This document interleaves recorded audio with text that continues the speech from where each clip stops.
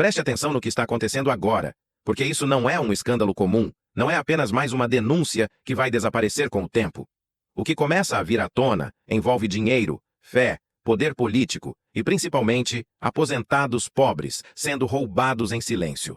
Gente que trabalhou a vida inteira, que depende de cada centavo do benefício para sobreviver, acordando mês após mês com descontos que nunca autorizaram, contratos que nunca assinaram, dívidas que nunca fizeram. E durante muito tempo, ninguém mexeu nisso. Ninguém quis ver. Ninguém quis tocar nesse assunto. Durante anos, o Brasil se acostumou a ouvir que certos grupos eram intocáveis, que questionar igrejas era perseguição, que investigar lideranças religiosas era preconceito, que falar em dinheiro quando o assunto era fé era tabu. Esse discurso funcionou perfeitamente enquanto bilhões escorriam longe dos holofotes. Funcionou enquanto o sofrimento dos aposentados era tratado como erro de sistema, falha pontual, caso isolado. Mas o que a CPI do INSS começou a mostrar é que não se trata de erro. Trata-se de método. A engrenagem era simples e cruel. Descontos apareciam direto no benefício do INSS. Pequenos valores para quem olha de fora, mas enormes para quem vive com um salário mínimo.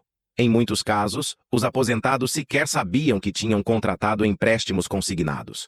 Outros eram convencidos por intermediários que usavam a confiança, a fé e até o nome de igrejas para empurrar produtos financeiros. É seguro, diziam. É coisa de Deus, diziam. E quando o dinheiro começava a sumir, não havia a quem recorrer. Call centers que não atendem. Sistemas fora do ar. Órgãos públicos jogando a responsabilidade uns nos outros. O tempo passava e o prejuízo ficava. Foi quando a CPI do INSS chegou perto demais do dinheiro que algo mudou. Pela primeira vez, a investigação não parou na superfície. Não ficou apenas nos operadores menores. Começou a seguir o rastro financeiro. E quando o rastro do dinheiro aparece, os discursos começam a ruir.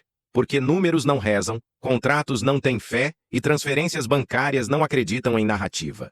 Nesse cenário, a atuação da senadora Damares Alves se tornou o ponto de ruptura. Durante anos, ela foi vista como uma das figuras mais próximas do núcleo político e religioso do bolsonarismo.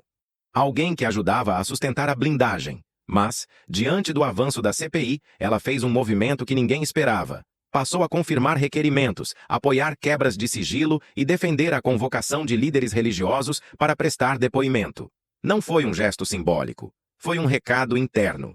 Quando alguém que fazia parte do pacto resolve falar, o pacto deixa de existir. Ao afirmar publicamente que sua atuação parlamentar não se submete a pastor algum, Damares rompeu uma hierarquia informal que sempre protegeu esse tipo de investigação. E isso causou pânico, porque, de repente, a narrativa da perseguição religiosa deixou de colar. Fica difícil dizer que é cristofobia quando o assunto é desconto ilegal na aposentadoria de idosos. Fica difícil gritar censura quando há documentos, pedidos formais e rastreamento financeiro. As investigações começaram a apontar para a participação direta de instituições religiosas no fluxo de dinheiro. Não como fé, não como atividade espiritual, mas como parte de um sistema financeiro paralelo, envolvendo correspondentes bancários, fintechs, intermediários e empresas que se beneficiaram da confiança dos fiéis. Pessoas que confiaram porque o produto vinha da igreja, porque o pastor indicou, porque parecia uma bênção, quando na verdade era um contrato abusivo. Enquanto isso, em outra frente, o país assistia a uma nova onda de pânico fabricado em torno do Pix. Vídeos espalhados nas redes falavam em controle estatal, monitoramento da população, fim da liberdade financeira. Era uma narrativa conhecida, que já havia funcionado antes. Em 2024, o governo recuou diante de uma pressão semelhante. Mas desta vez, a reação foi diferente. O presidente se pronunciou, órgãos oficiais desmentiram as informações e representações começaram a ser protocoladas para apurar a disseminação de mentiras. O que parecia apenas desinformação ganhou um contorno mais grave quando surgiram indícios de que a demonização do Pix atendia a interesses financeiros específicos. O Pix reduziu drasticamente o espaço de atuação de intermediários, taxas abusivas e sistemas opacos. Ele expôs esquemas que dependiam de falta de transparência. E isso levanta uma pergunta incômoda. Quem perdeu dinheiro com o Pix? Quem se beneficiava do sistema antigo? Quem precisava criar medo para proteger seus próprios interesses?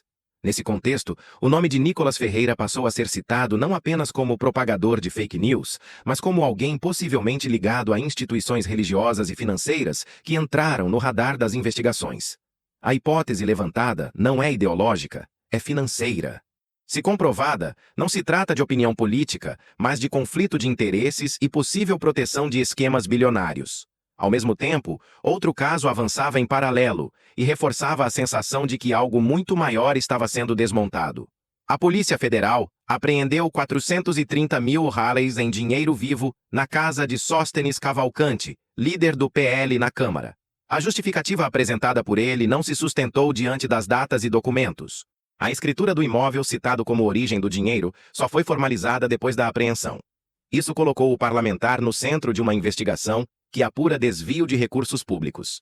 Quando se juntam essas peças, o quadro começa a ficar claro. Não são casos isolados. Não são coincidências. É um sistema que funcionou durante anos com base em silêncio, blindagem política e uso estratégico da fé como escudo. Um sistema que começou a ruir quando o dinheiro passou a ser rastreado de forma séria. Enquanto isso, o ex-presidente Jair Bolsonaro observa de longe, politicamente isolado, sem capacidade de interferir diretamente. Sua ausência abre espaço para disputas internas, rachas e movimentos de sobrevivência. Líderes religiosos brigam entre si. Políticos tentam se descolar. Cada um tenta salvar a própria pele antes que o barco afunde de vez.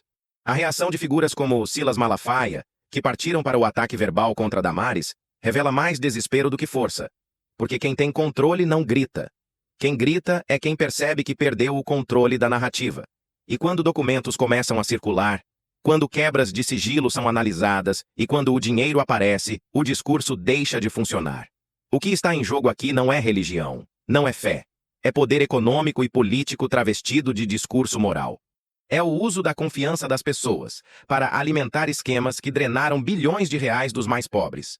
A CPI do INSS ainda não terminou. Há relatórios em elaboração, dados financeiros sendo cruzados e novas convocações na fila. O que já mudou é o ambiente. O silêncio acabou.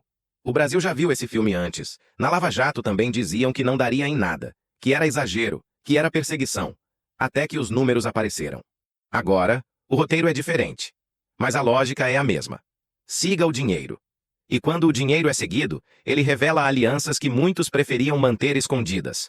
A pergunta que fica não é se esse sistema vai cair, mas quantos vão tentar pular do barco antes.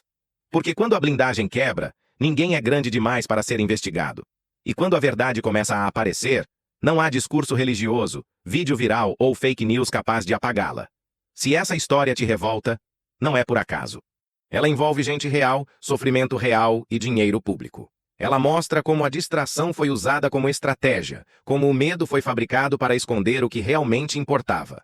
Enquanto a população discutia o Pix, aposentados eram roubados. Enquanto se falava em liberdade ameaçada, bilhões desapareciam em silêncio. Agora, o jogo virou. E o que estava escondido começa a aparecer.